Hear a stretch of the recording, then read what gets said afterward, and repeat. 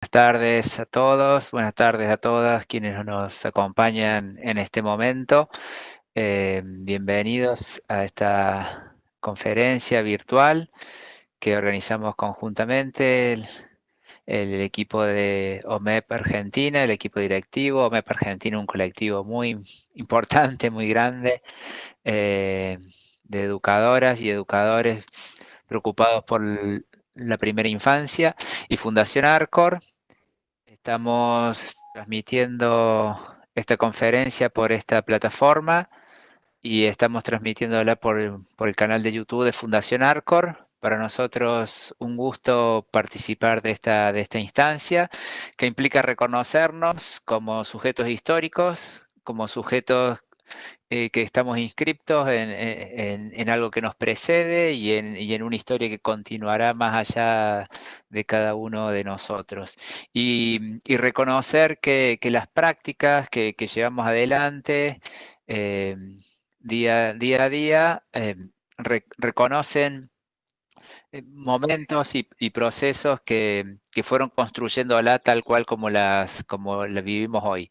Si bien particularmente estamos en un momento que ha irrumpido, que irrumpe fuertemente con este desarrollo histórico, seguramente imprimirá una determinada características a lo que viene hacia adelante. Muchas gracias a Nicolás, muchas gracias a Rosana por acompañarnos y poder ayudarnos a reflexionar sobre el legado pedagógico de alguien que es muy caro a la historia nacional y que pocas veces podemos acercarnos a ver algunos perfiles no tan conocidos de estos héroes de la historia argentina que, sobre todo hace algunos años, nos lo mostraban como arriba del caballo y con una faz puramente militar, ¿no? Y hemos ido descubriendo que además de la actividad militar es sumamente importante vincular a nuestra independencia. Hay costados que tienen que ver con aspectos ideológicos, con aspectos políticos, con aspectos educativos, como lo que vamos a trabajar hoy, y que en esa amalgama de pensamientos y de prácticas se construye nuestro país y nuestra vida cotidiana. Así que, bueno, muchas gracias por acompañarnos y espero que sea una instancia que podamos aprender y compartir juntos. Muchas gracias, Javier. Buenas tardes nuevamente a todos. Bueno, en nombre de OMEP Argentina quiero darles la bienvenida y agradecerles por acercarse esta tarde a compartir esta actividad. Y muchas gracias a Javier y a la Fundación Arcor por alojarnos y apoyarnos en esta tarea, apostando al trabajo en alianza con otras organizaciones, posibilidad que sin duda extiende lazos y nos permite realizar más acciones. Como ustedes saben, OMEP Argentina, OMEP Mundial, es una organización civil con 72 años de tarea ininterrumpida en más de 70 países. OMEP piensa y trabaja por la real efectivización de los derechos humanos de la primera infancia, con foco en el derecho a la educación. Y desde allí apostamos al fortalecimiento y asesoramiento, promoviendo intercambios entre colegas, educadoras, educadores, especialistas de diversos campos de la educación infantil. Esta nueva propuesta que compartimos hoy continúa una línea de trabajo de un ciclo que llamamos Conversaciones, los historiadores les hablan a los maestros, que fuimos desarrollando en OMEP Argentina a lo largo de los años 2010 a 2016, que tuvo que ver con el camino del Bicentenario, sobre la gesta de Mayo y el camino a la independencia, y con el fin de revisar la historia que aprendimos, cuestionarnos a la hora de trabajar con los niños, pero sobre todo para poder apropiárnosla, no solo pensando en el ser docente, sino pensando en nosotros como portadores de esta historia. En esta ocasión proponemos acercarnos a uno de los próceres más destacados de nuestra historia, de la mano de dos excelentes especialistas, Rosana Ponce y Nicolás Arata, a quienes les agradecemos muchísimo su generosa disposición. Bueno, les contamos cómo nos vamos a organizar hoy. Primero Rosana y Nicolás conversarán entre ellos y con nosotros, y luego podremos ir acercando preguntas, reflexiones, pensamientos que compartiremos tanto por el chat de la plataforma, el que está por la plataforma de Arcor, y lo mismo el que está siguiéndonos por YouTube puede acercar sus preguntas por allí. Les cuento entonces quién es Rosana. Rosana es magíster en Pedagogías Críticas y Problemáticas Socioeducativas por la Universidad de Buenos Aires, profesora y licenciada en Ciencias de la Educación y profesora y licenciada en Educación Inicial por la Universidad de Luján. Rosana también es profesora asociada de Historia Social de la Educación en América Latina en la Universidad Nacional de Moreno, profesora adjunta de Historia y Política de la Educación Inicial en la Universidad Nacional de Luján y profesora de la Maestría en Educación de la Primera Infancia en la Facultad de Filosofía y Letras de la Universidad de Buenos Aires. Tuve el enorme placer de ser su alumna en esa carrera. Es también investigadora categorizada en el sistema de incentivos, autora de libros y capítulos de libros, disertante, ponente y expositora en diversos eventos académicos. Rosana es además socia y activa colaboradora de la UMEP, sin duda una referente de lujo para nosotras en estas temáticas. Muchas gracias, Rosana, por acompañarnos una vez más. Y te paso la palabra para que puedas presentarnos a Nicolás y des inicio a esta conversación. Gracias. Muchas gracias, Ruti, por la generosa presentación. Bueno, sí, un poco la propuesta retoma eso que contaba Ruti, que tenía que ver con el ciclo que, bueno, yo participé en 3 de esos ciclos que tenían que ver esto, ¿no? Con conversaciones, con historiadores, con gente que investiga y profundiza en la historia argentina, y bueno, y estaban asociadas a las efemérides, que son bueno, las que todos los que somos maestras, maestros, trabajamos con nuestros estudiantes en distintos periodos del año. Y un poco la propuesta, como decía Ruti, siempre es, bueno, poder primero como ciudadanos apropiarnos de conocimientos, de las producciones también, que a veces desde el campo de la historia no nos llegan, digamos, no llegan de otra manera, o nos llegan más fragmentadas o más atravesadas por algunos campos más didácticos y demás. Y la idea era eso, promover una instancia de diálogo y de conversación, como decía Ruti, en relación a las fechas. Bueno, nosotros en las ocasiones en las que participé habíamos trabajado en el Bicentenario, habíamos trabajado la Revolución de Mayo, creo que ese era con Gabriel Di Meglio, trabajamos el 9 de julio también, la Independencia, y bueno, y este año nos atraviesa el Bicentenario en homenaje a, bueno, a Manuel Belgrano.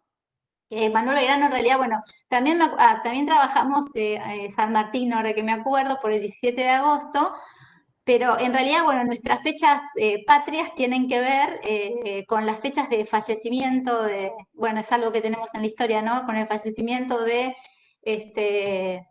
bueno, de sujetos que fueron políticos, que fueron muy interesantes para la conformación de nuestra, ni siquiera en este caso todavía no estaba en conformación, ¿no? La nación de la patria.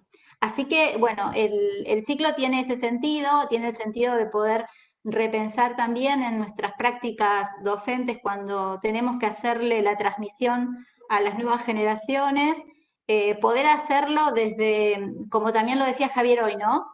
Desde el lado de una comprensión mucho más humana, de una comprensión también que saque al prócer del bronce, que era un poco lo que decía Javier hoy, ¿no? Que una historia como, bueno, que por supuesto es una historia construida para que la entendamos así, de héroes y de próceres y demás, pero bueno, es una historia mucho más rica, mucho más interesante, y esta es la propuesta que, bueno, con la cual hoy vamos a trabajar a Manuel Belgrano, y tenemos la grata alegría, digamos, de poder compartirlo con Nicolás, que Nicolás, bueno, tiene un amplio currículum para comentar y para decir, seguramente muchos lo conocen. Nicolás Arata es director de formación y producción editorial del Consejo Latinoamericano de Ciencias Sociales, ¿sí? De Claxo, es licenciado en Ciencias de Educación de la UBA, es magíster en Ciencias Sociales de Claxo, Argentina, es doctor en Educación en la UBA, es doctor en Investigaciones Educativas en el CIMPESTAB de México, trabaja como profesor de Historia de la Educación Argentina y Latinoamericana en la UBA y en la UNIPE. Así que bueno, nada, es alguien que bueno, que estamos muy felices también de que esté con nosotros y que generosamente también nos brinde sus saberes y su tiempo para poder conversar en este espacio.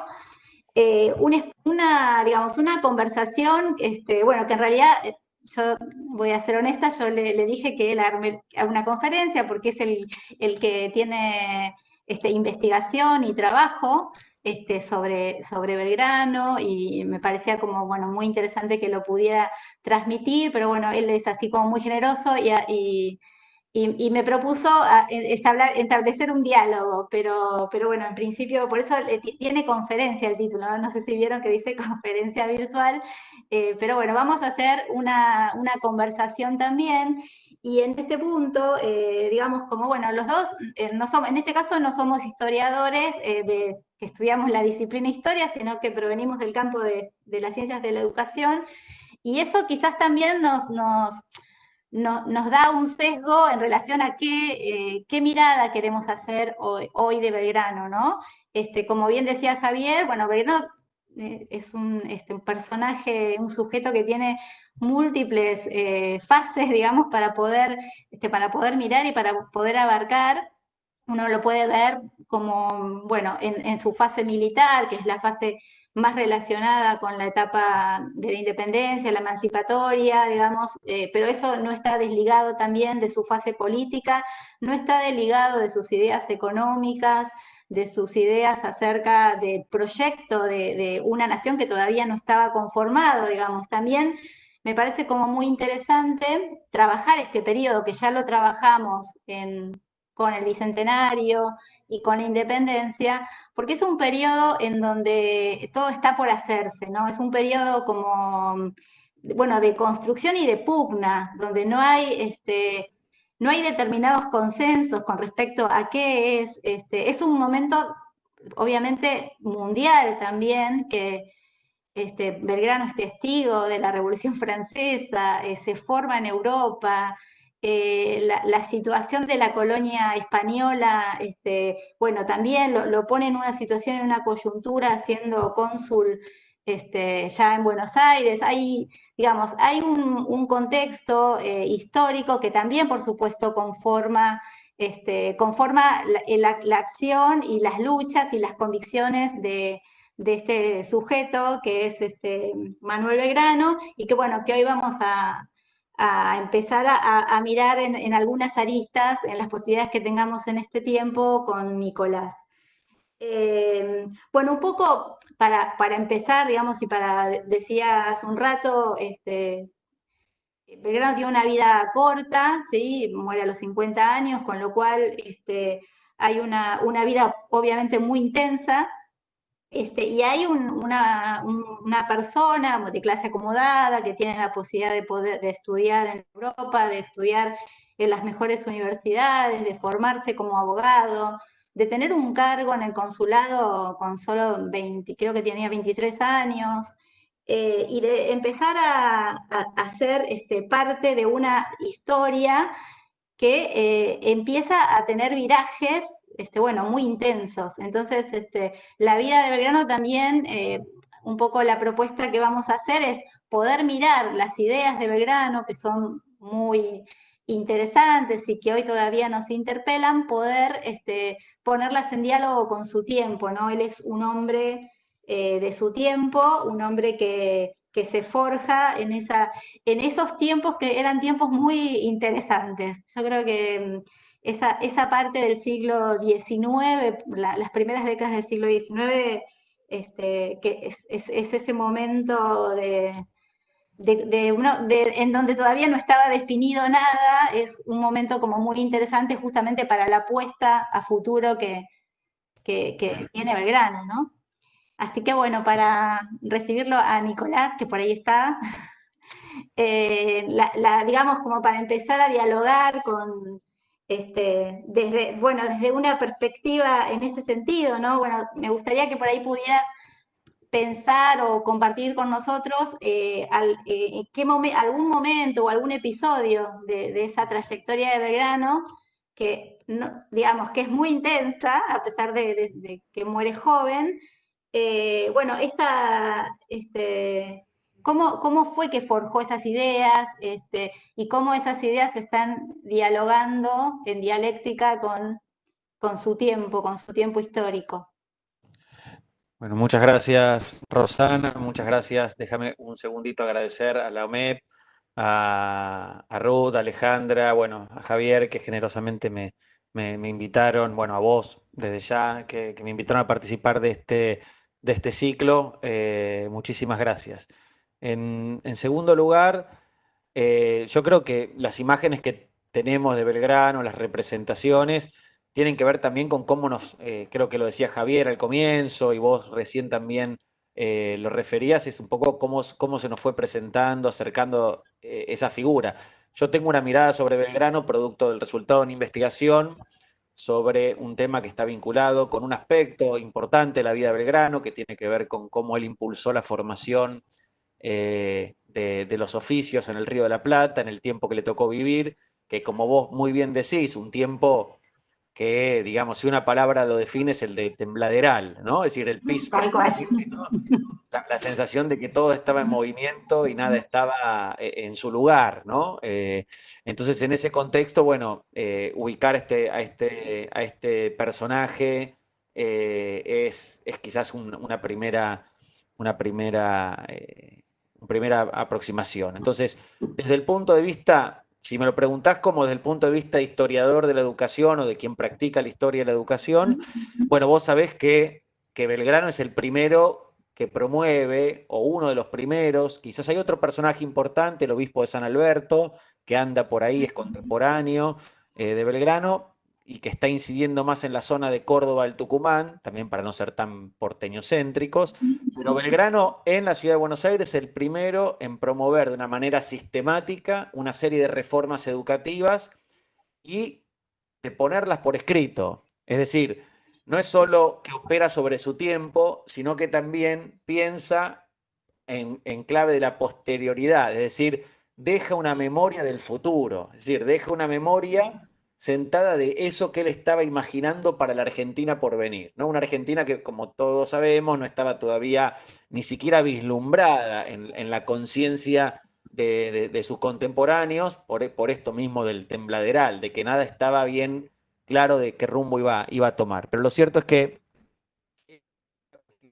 ubicar a un Belgrano importante más allá del plan militar, que es la versión más que desde la escuela durante mucho tiempo se difundió y que creo que en los últimos años las maestras, los maestros, las profesoras, los profesores están creo, reversionando, están mirando desde otras aristas, pero es esa cuestión, diría, ¿no? Es el que se preocupó llevar adelante una serie de reformas educativas, de proponerlas, promoverlas, ver que también fracasó y siguió insistiendo, lo cual es un elemento que a mí me gusta, digamos, caracterizar bien, pero no solo eso, sino que también las dejó, y eso permite a nosotros que cierta idea del lado belgraniano llegue a tiempo, podamos leer, conectarla, pensarla. Entonces, esa es una. Después, si pensamos en episodios, hay uno que a mí me gusta mucho, que es cómo él inicia,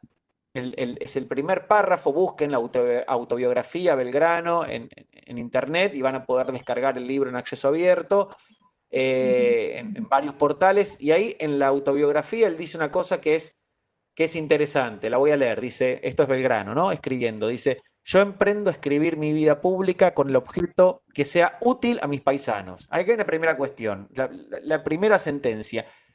no quiere escribir una biografía de su vida para la posteridad, para las loas futuras, sino para que sea útil a sus paisanos. O sea, está hablando a sus contemporáneos, pero también nos está hablando a nosotros, que la idea de utilidad es una palabra clave para después meternos si la conversación nos lleva por ahí, meternos en el pensamiento belgraniano, ¿no? Pero lo otro que dice ahí es que también lo hace porque por único premio, dice, a que aspiro por todos mis trabajos, después de la que espero, de la misericordia del Todopoderoso, es conservar el buen nombre que desde mis tiernos años logré en Europa con las gentes con quien tuve el honor de tratar cuando contaba, con una libertad indefinida. Estaba entregado a mí mismo, a distancia de 2000 leguas de mis padres, y tenía cuanto necesitaba para satisfacer mis caprichos. Ahí hay en ese párrafo hay como una memoria emotiva que pinta este personaje. Y a mí me gusta recuperarla por eso que decíamos, ¿no? De empezar a bajar un poco a los personajes del bronce y de los caballos y acercarnos un poco a ellos desde este rostro más humano. Lo que no quiere decir que también no pensemos en la importancia, cuando un Estado se está construyendo a sí mismo, de construir esas figuras de bronce. O sea, eso también tiene un lugar en la historia y tiene una importancia, pero digamos, no es objeto de esta charla. De lo que sí estamos hablando es de cómo estos son personajes que a la hora de contar y narrar sus historias, lo que están diciendo es, tuve una vida, en un momento tuve la suerte de poder estar a 2000 leguas de mis padres, de tener el dinero suficiente para satisfacer las necesidades, en fin. Una biografía que inicia así a mí me invita a continuar leyéndola. No es una biografía de bronce, es una biografía humana. Y la otra cuestión que quizás es importante, que creo que lo hacías vos muy bien, Rosana, que es situar a este personaje en un contexto que es todavía el del fin de la etapa, es el fin, los últimos años del periodo colonial, son los primeros años de la independencia. Un momento en donde tiene lugar una política muy importante, impulsada desde la corona española, que son las reformas borbónicas, y esas reformas borbónicas son las portadoras, las mensajeras del discurso ilustrado en el Río de la Plata. Y eso es digamos, el punto de andamiaje del pensamiento belgraniano, ¿no? Entonces, hay ahí un Belgrano que, como vos dijiste, regresa de España a Buenos Aires nombrado funcionario, que regresa en un contexto en donde la propia monarquía está llamando a reformar sus colonias para volverlas más competitivas, pero también para introducir una serie de ideas, y es él, en parte o en buena medida, quien va a ser el portavoz y el promotor de esas ideas. Entonces, ubicar un poco al personaje en esa serie me parece importante, ¿no? Sí, aparte de esto esto que traías, digo, es bien interesante poder pensar ese escenario, como vos decís, de Tembladeral, en donde él también ahí, confluye, ¿no? Digamos, esto que vos traías también de esa mirada útil, ¿no? No hay una mirada meramente idealista sobre el destino del paisano, sino que hay una construcción ahí, una construcción que también hace desde desde las mismas reformas y la ilustración, y también, bueno, de la experiencia y de su formación, y la experiencia también que él va tejiendo con otros en Buenos Aires, y que va tejiendo también con otros en el norte, digamos, como ahí hay que, digamos, él se pone en esa trama, digamos, y en esa trama también yo creo que esas convicciones, lo que uno nota como fuerte en Belgrano es esa idea de que hay algo, hay convicciones, ¿no? Hay un sentido para las luchas que da, involucrarse militarmente cuando no es un militar, digo, hay un sentido ahí que lo fue construyendo, que no estaba como, digo, no viene predestinado, no es que porque leyó un libro y entonces sino que hay una construcción ahí y que también es parte de otros que también están, algunos disputando otro sentido a ese momento de incertidumbre, pero bueno, donde esas discusiones también traían la promesa de esa patria. Y ahí me parece que es interesante pensar, porque ya que lo traías, el tema de la educación, bueno, él en esa proyección que tenía, en esa mirada que tenía a futuro de una patria que todavía no existía, bueno, se anima a pensar la educación. Bueno, eso, que nos cuentes cómo la piensa para esa patria que estaba ahí todavía en construcción. Bueno, ahí lo primero de esto es muy importante, la patria es un horizonte, ¿no? Es un horizonte, es algo que está por delante, está por hacerse, está en construcción y que como sabemos nosotros, que lo podemos ver desde 200 años, con 200 años de distancia, es un proyecto que va a ser infinitamente más sinuoso de lo que el propio Belgrano y sus contemporáneos imaginaron, ¿no? La construcción del Estado argentino, de la idea de república, en fin, una construcción que, por cierto, tiene también sus procesos, sus controversias, sus contradicciones, sus marchas y contramarchas, etc. Pero dejemos eso ahí por un momento. ¿Qué lugar tiene para Belgrano la educación en la construcción de ese proyecto de patria? Un lugar central, un lugar articulador. En primer término, porque Belgrano va a empezar a operar en la medida de sus posibilidades. Recordemos que es funcionario de la colonia, que las mayores intervenciones que hace en el plano educativo las hace como funcionario de la colonia. Por lo tanto, creo que las tensiones que lo atravesaban eran mucho mayores. Entonces, pero a pesar de eso o con eso, Belgrano lo que está tratando de hacer es empezar a desordenar la lógica de la sociedad estamental. ¿Qué es una sociedad estamental? Bueno, una sociedad estamental es una sociedad que está organizada por castas y que establece que el que nació en una cuna pobre muere en una cuna pobre y el que nació en cuna rica tiene el acceso a todos los privilegios que al resto o a la gran mayoría de los sectores. Incluso el color de la piel también determinaba en color de qué la te piel. ubicabas.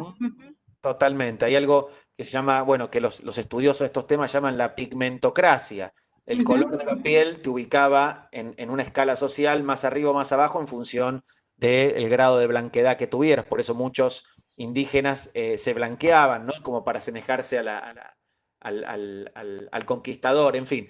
Pero lo cierto es que Belgrano empieza dentro de sus posibilidades. Y recordemos que estaba ahí en el consulado y en sus memorias dice, estaba solo, rodeado de enemigos, eran comerciantes que en lo único que pensaban, que la única patria que concebían era en su bienestar personal, su dinero. Entonces estaba como en algún momento supo estar Sarmiento presidiendo el Consejo Nacional de Educación, rodeado de sujetos que le ponían palos en la rueda todo el tiempo. Bueno, este Belgrano empieza a agitar la idea de que la educación tiene algo que ver con la idea de bien común y tiene algo que ver con esto, y es fundamental, esta categoría es muy importante, con la idea de felicidad pública.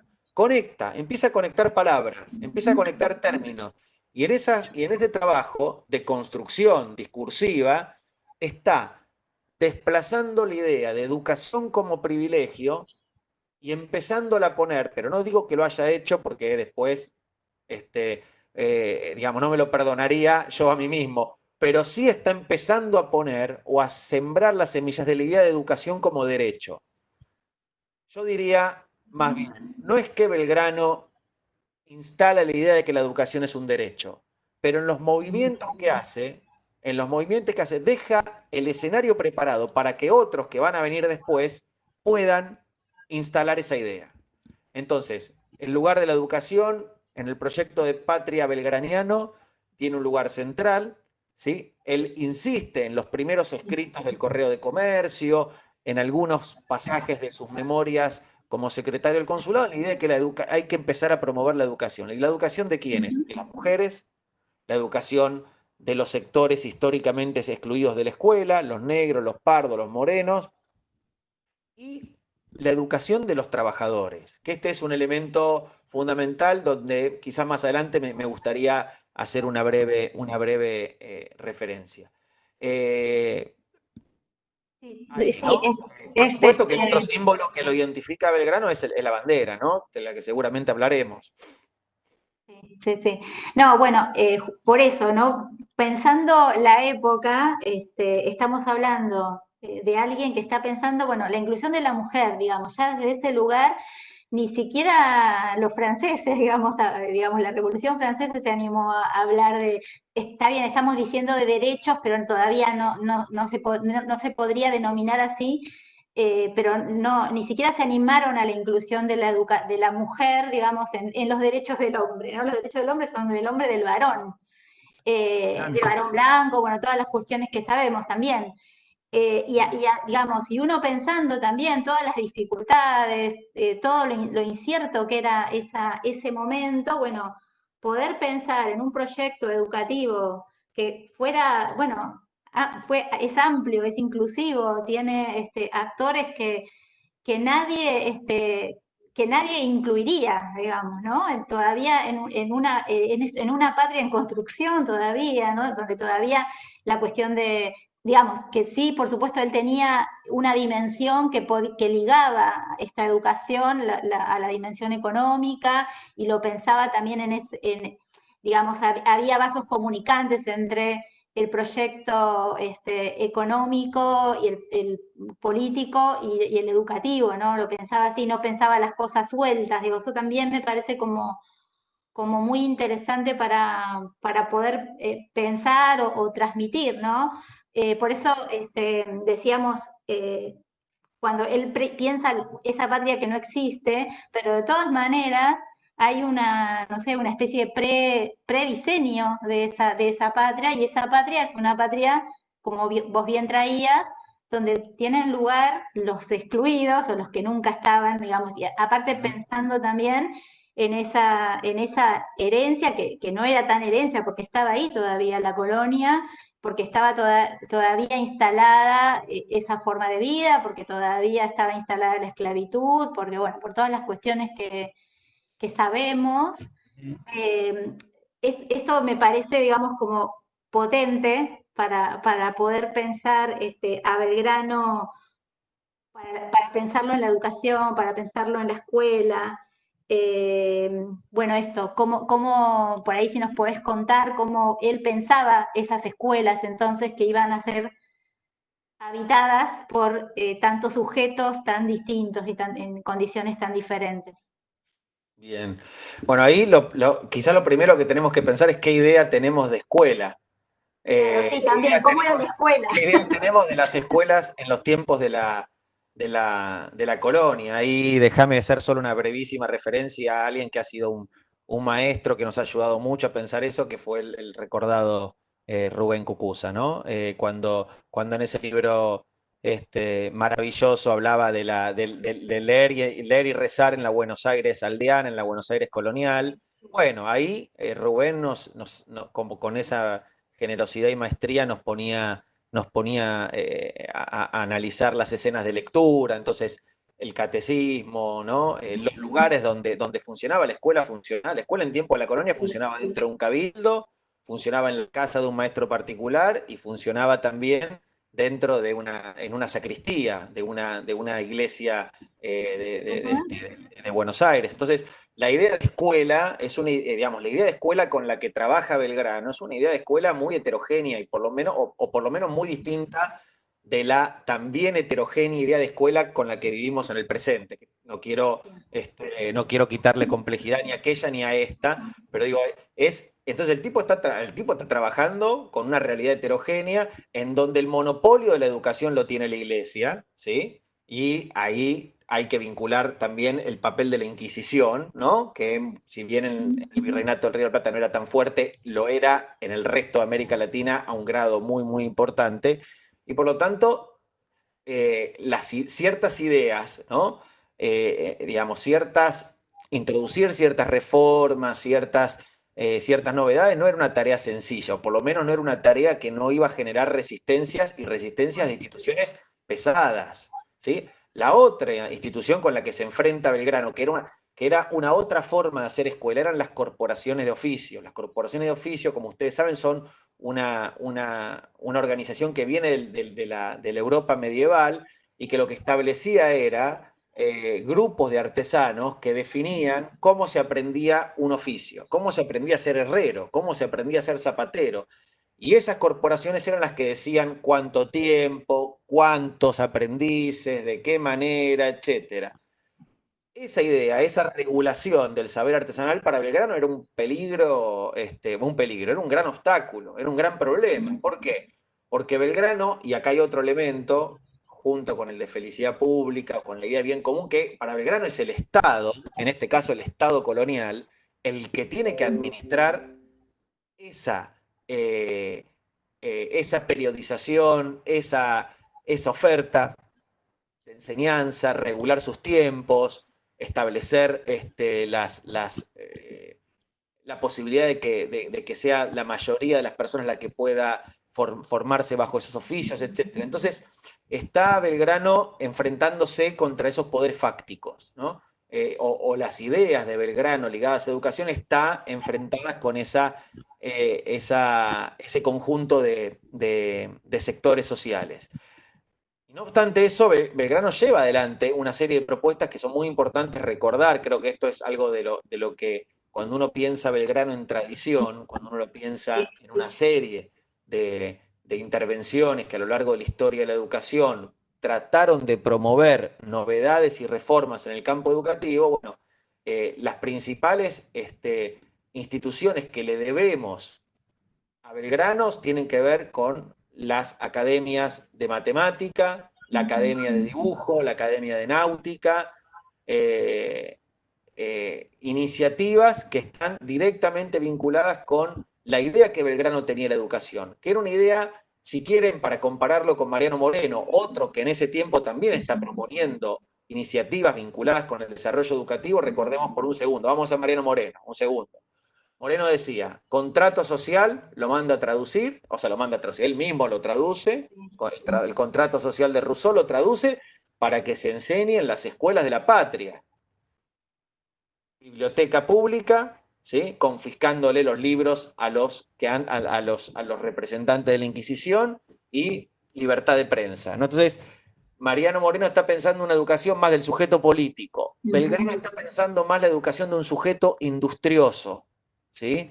De un sujeto que está más volcado, que él imagina que tiene que estar más volcado al desarrollo material de la sociedad, porque es en ese desarrollo material donde las sociedades empiezan a prosperar y en esa prosperidad material se genera por añadidura una prosperidad espiritual, ¿no? Y esto es fundamental entenderlo porque nos conecta con una idea de la ilustración o con una rama de la ilustración ibérica que tiene como principales referentes a Campomanes que ha escrito un libro sobre la educación popular. En ese tiempo la educación popular era la educación vinculada a las artes y los oficios, en fin. Hay todo un legado ahí que es fundamental para pensar este fragmento de la historia. Y hay una cuestión ahí con el tema del dibujo que quiero rescatarla, ¿no? Cuando Belgrano crea la escuela de dibujo, hay todo un debate que él mantiene con un sacerdote chileno, que ahora no me viene el nombre, pero ya me va a venir, en las páginas del Correo de Comercio, en donde dice, bueno, ¿el dibujo para qué, señor Belgrano? Y Belgrano dice, bueno, el dibujo tiene que estar en la base de la formación de los oficios, porque como un zapatero va a imaginar o a diseñar un zapato, la horma de un zapato, si primero no sabe dibujar, ¿no? Y este sacerdote chileno, creo que era Frías de apellido, le decía, pero bueno, no, el dibujo tiene que estar más conectado con el desarrollo de las artes liberales, por ejemplo, con la pintura. Y Belgrano insistía en la importancia de que el dibujo se volcara a la realización de las figuras que después podían derivar en, o que tuvieran, mejor dicho, efectos prácticos, ¿no? Entonces, o sea, Belgrano no es que solamente impulsa iniciativas y crea una escuela y otra, sino que tiene un fundamento de las razones por las cuales está haciendo lo que se tiene un plan. tiene un plan. Lo que pasa es que al mismo tiempo lo que hace a veces es un poco, ¿no?, la patrulla perdida. Es decir, es el tipo que está impulsando una idea, otra idea, pero siempre con trabas, incluso de la propia corona que lo nombró al frente del consulado. ¿Y qué es lo que hace? No las, o sea, las intenta, las lleva a la práctica y se las cierra.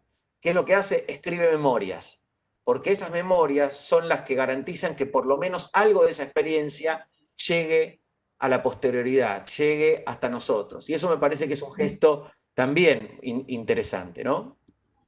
Sí, sí, eso que decías en la cita que leías hace un rato, tal cual, digamos, esta idea de lo útil, ¿no? De lo que va a ser útil para los paisanos y ese pragmatismo que aparece en esos proyectos, digo, más allá de, bueno, de los éxitos o fracasos o, bueno, las contingencias, ¿no? Que también, por las cuales atraviesa su vida.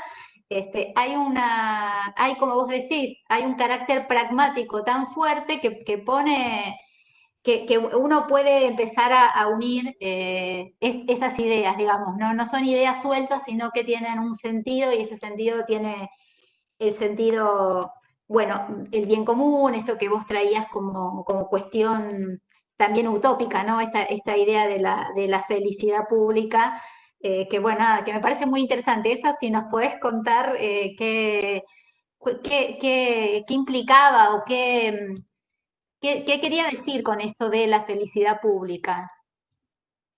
Bueno, ahí hay una cuestión que está muy ligada esta idea de felicidad pública, está muy, muy, muy ligada a, es una idea de cuño ilustrada, sin lugar a dudas, y muy ligada a una disciplina que Belgrano estimaba muchísimo, incluso por sobre la del propio derecho, a la cual él se dedicó, y es la de la economía política, ¿no? La economía política es una ciencia del siglo XVIII, una ciencia en pleno auge en el siglo XVIII, y que está pensando precisamente en la prosperidad de las naciones, ¿sí? En donde prosperidad que articula lo material con lo espiritual, ¿no? Es decir, que articula o que está pensando cómo se ensambla el desarrollo material de una sociedad y su prosperidad en relación con con el bienestar social, ¿no?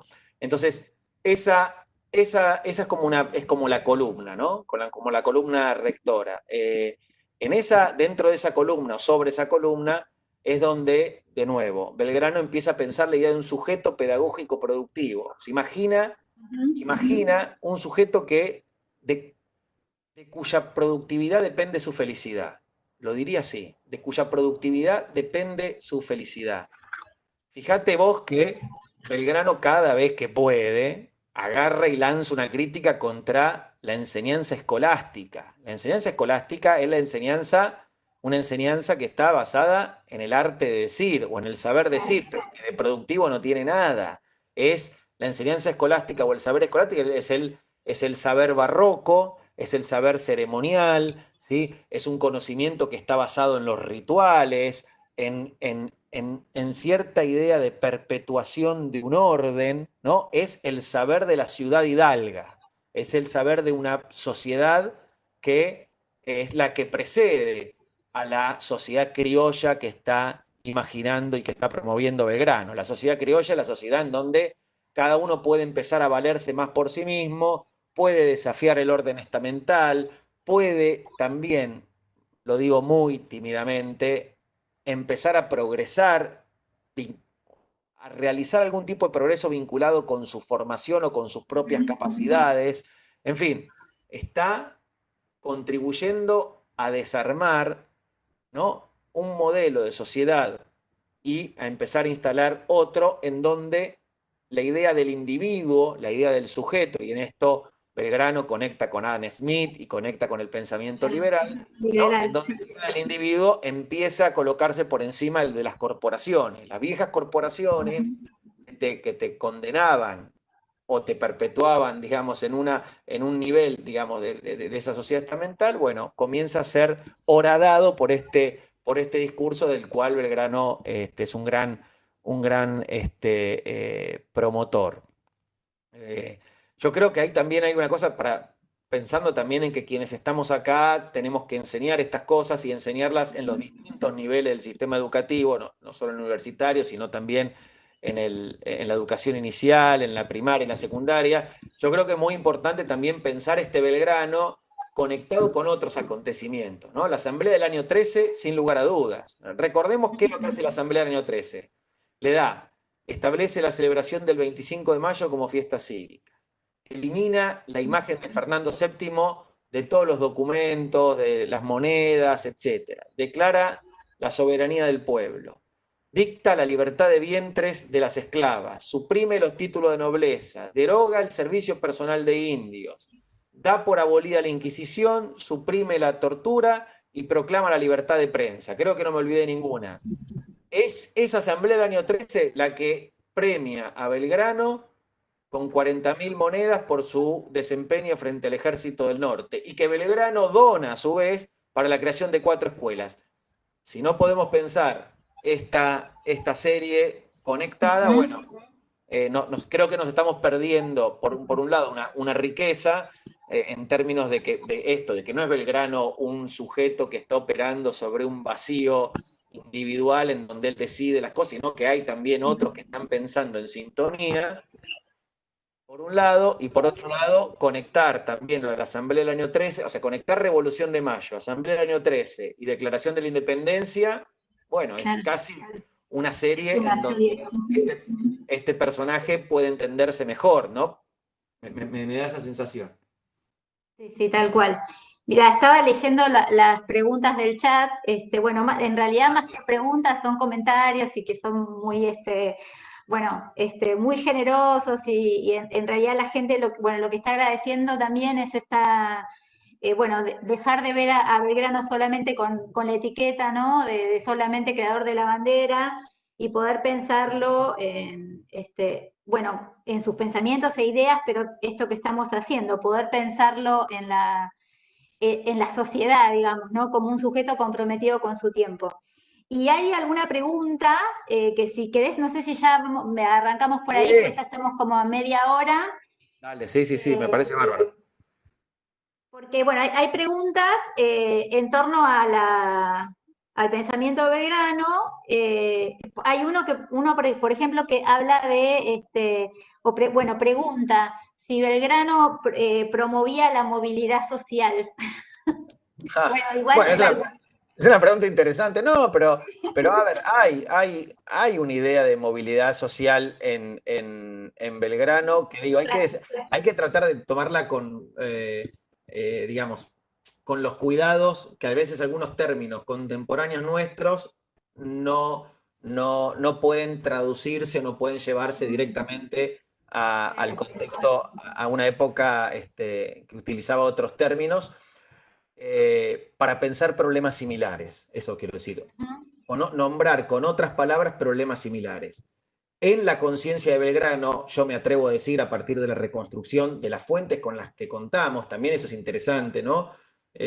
Ahora estoy trabajando en un proyecto vinculado con pensar la idea de archivo, y uno de los grandes problemas con los que nos encontramos nosotros es que, por ejemplo, en el caso de las memorias del consulado, Belgrano fue, creo que, 16 años secretario del consulado.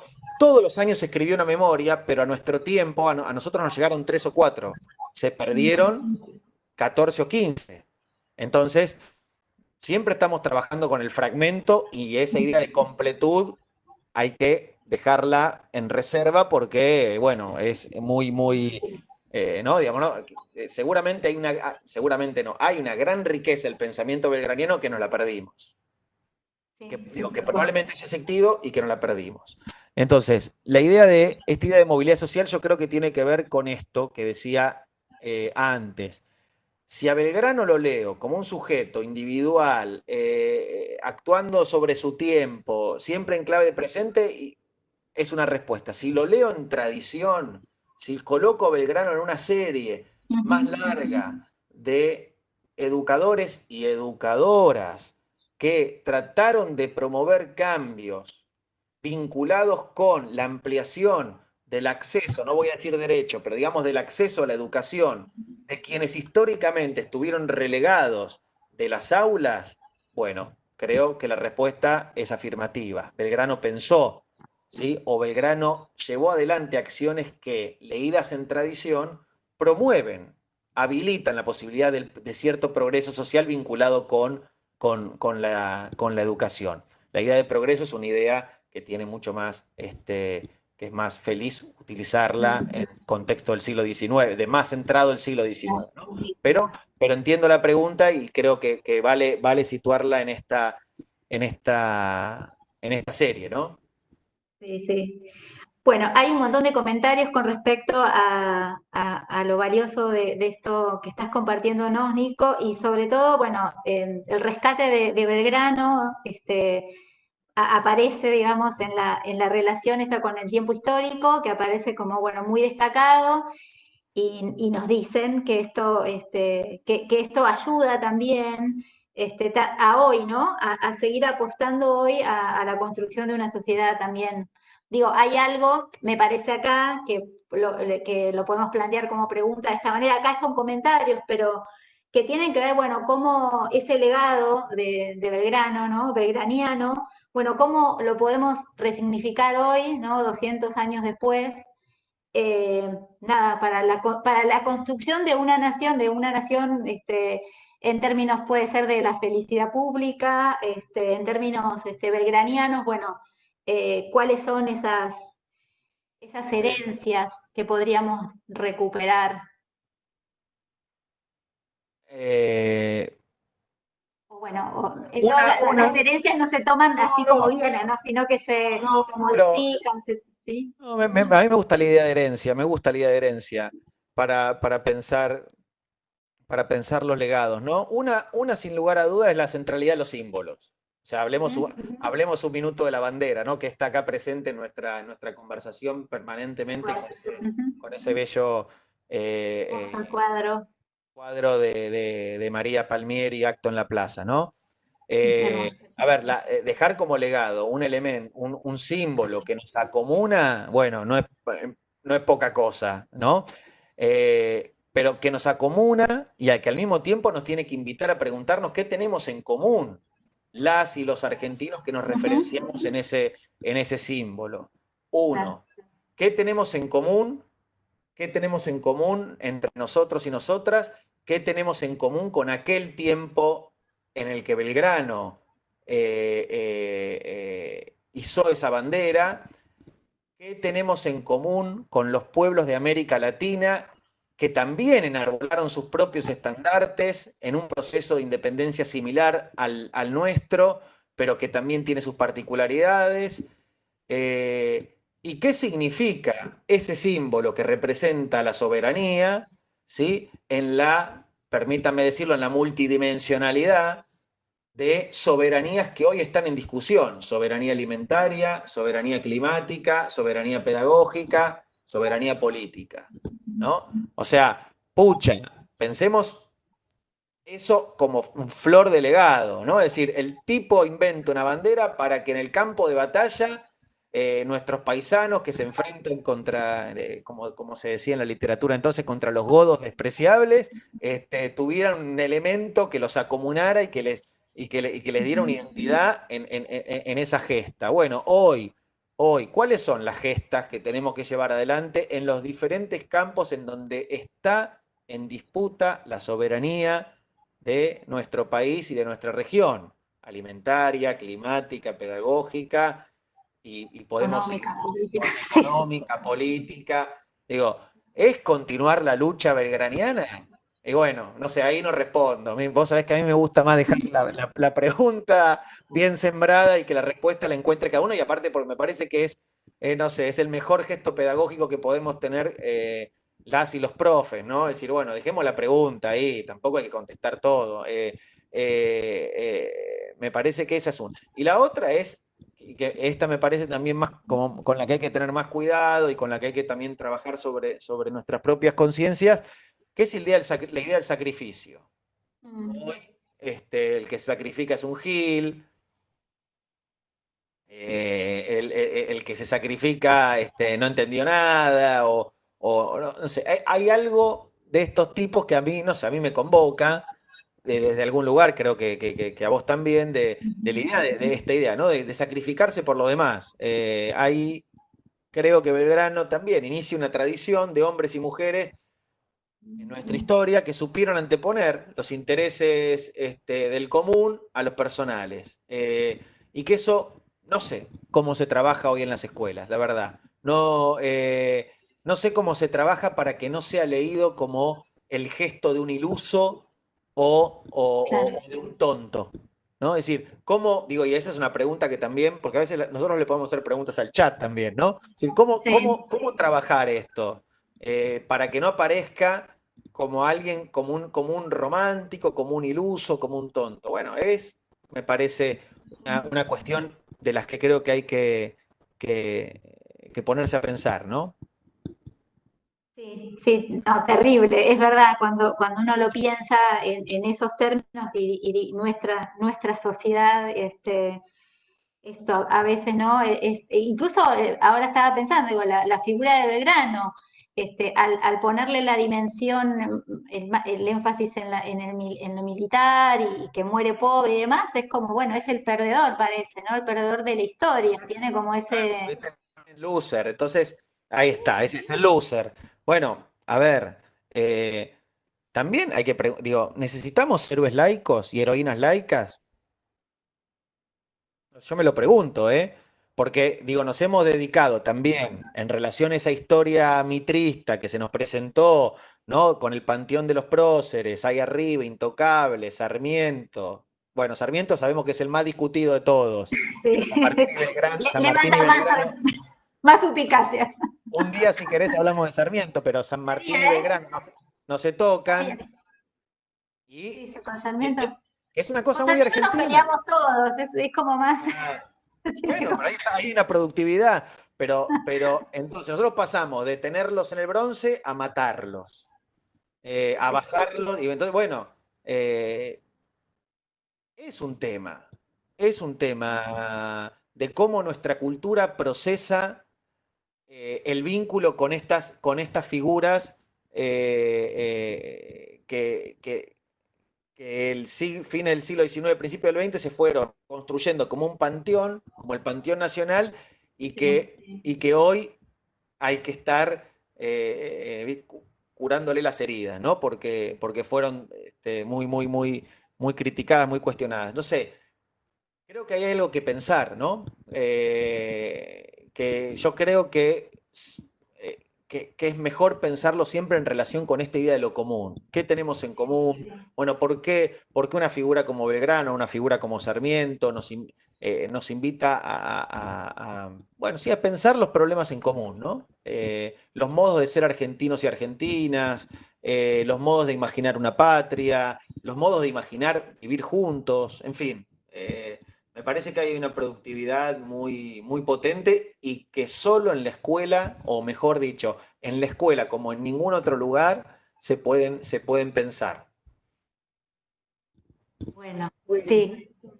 Eh, no sé, ya cerramos, ¿no? Sí, ya es la hora.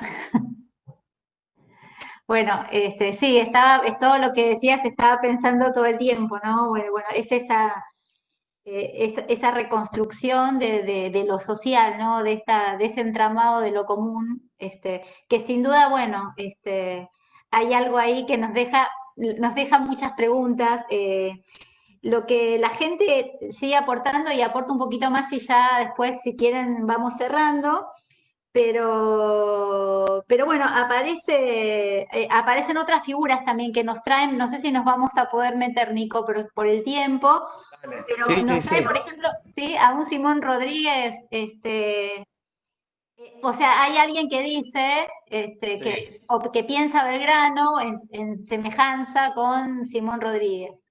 No sé qué te parece. Es una pregunta de una compañera que está en el chat. Bueno, sin lugar a dudas, un personaje entrañable de nuestra pedagogía latinoamericana, Simón Rodríguez, pensó, al igual que Belgrano, en conectar a la educación con el mundo del trabajo. Decía, todas las escuelas tienen que tener su taller y en ese taller tienen que enseñarse los oficios, porque si el americano no se forma, no se prepara, dice, sobrevendrá en el futuro un extranjero que lo vuelva a colonizar, y esa colonización será mucho más dura que esta. No lo decía en estas precisas palabras, pero esta era la idea, y vaya que visionario Simón Rodríguez, ¿no? Que otro gran pensador que nos dejó también un conjunto de temas para ver la cuestión de la soberanía, ¿no? Sí, no sé si es nuestro, yo creo que Belgrano es nuestro Belgrano y Simón Rodríguez es nuestro Simón Rodríguez, porque esa idea de lo nuestro no la puedo, por lo menos a mí me cuesta. Claro, porque no en este momento. Yo la trato de pensar en una clave más regional. Sí, sí. Por eso también me duele mucho, déjame decirlo 2 segundos, me duele mucho cuando se habla de nuestra hermana República Bolivariana de Venezuela con el desprecio con el que se habla. La verdad a mí me duele mucho. Y lo hacen los propios y los ajenos, y me duele mucho más de los propios, que esas expresiones tan duras con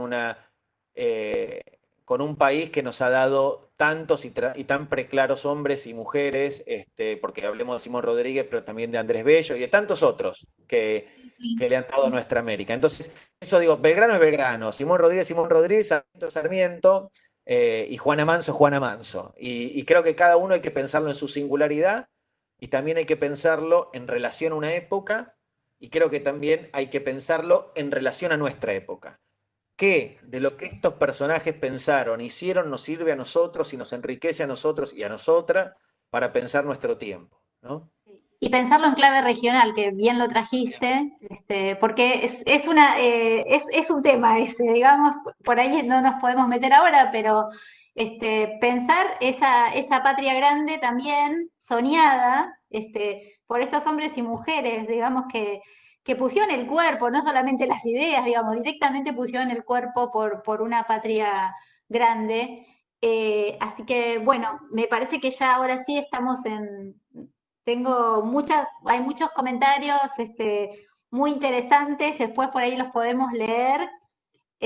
Bueno, te dicen que es un placer escuchar, que hay un montón de gestos en relación a esto bueno, que pasó hoy.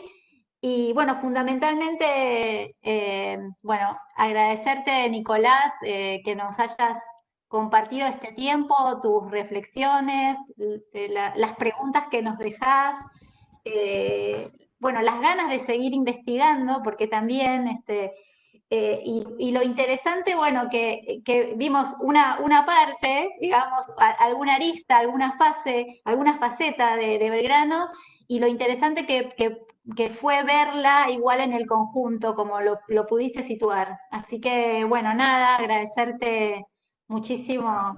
Muchas gracias a ustedes por la invitación, y bueno, siempre disponible para dialogar. Me parece que este formato del diálogo, y bueno, en este contexto de pandemia, de aislamiento, es más importante que nunca, y ojalá, bueno, podamos pensar en el futuro en encuentros presenciales, cara a cara, y en donde, bueno, el diálogo también pueda fluir más colectivamente. Este medio nos permite esto, está buenísimo hacerlo. Agradezco muchísimo el espacio, y bueno, cuenten conmigo para futuras ocasiones. Muchas gracias, Omep, muchas gracias, Javier. Bueno, muchísimas gracias, Rosana, Javier. Quedan resonando tantas ideas, y como siempre la historia es leída de cada época, desde cada época, y esta pensaba, vaya tema como aquel, el de la época de Belgrano, vaya el que estamos viviendo ahora. Y quería rescatar este último que trajo Nicolás de la escuela como este lugar privilegiado para el entramado de lo común. Y esta escuela que nosotros defendemos, y que ahora está sucediendo de una manera tan diferente, pero que soñamos en poder seguir adelante, ¿no? con la enseñanza, y también este lugar para la memoria y el archivo, que en nuestro país es tan importante señalarlo, y pensar en todo lo que se ha perdido, como contaba Nicolás, de las memorias de Belgrano y tantas otras cosas que se nos han perdido en la memoria, pero poder rescatar este archivo como algo significativo de la importancia de todo lo que nos legó Belgrano, bueno, también habló y se expresó a través de dejar memoria, dejar archivo para las generaciones futuras. Bueno, un montón de ideas. Agradecemos muchísimo la participación de los participantes que estuvieron haciendo reflexiones muy importantes en ambos chats. Sé que estuvieron presentes gente de Corrientes, de Chubut, San Luis, Córdoba y bueno, otros lugares de nuestro país. También me están diciendo acá de Ciudad de Buenos Aires, de Colombia. Así que bueno, muy, muy agradecidos, muchísimas gracias a ambos. Así que bueno, ya estamos tomando la posta y vamos por San Martín el 17 de agosto. Por Sarmiento era que, y Sarmiento, ¿te acordás que nos dijimos? Vamos, vamos, sí. Sarmiento. No. Bueno, Bueno, adelante Javier.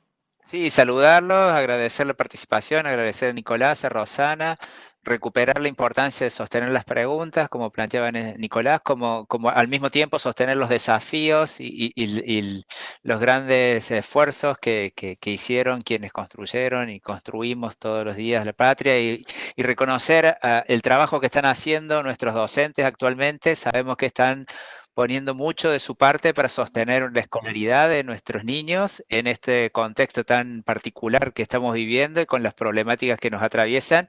Sabemos que están sumamente demandados en un formato diferente al habitual, aprendiendo nuevas herramientas y sosteniendo la apuesta por la escuela pública, así que vaya mi reconocimiento a las y los docentes de nuestro país en este momento tan difícil que estamos viviendo.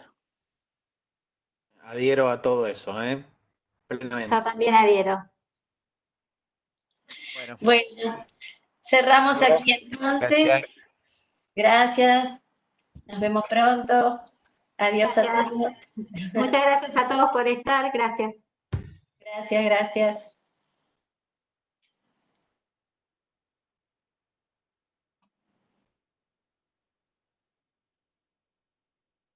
Mm-hmm.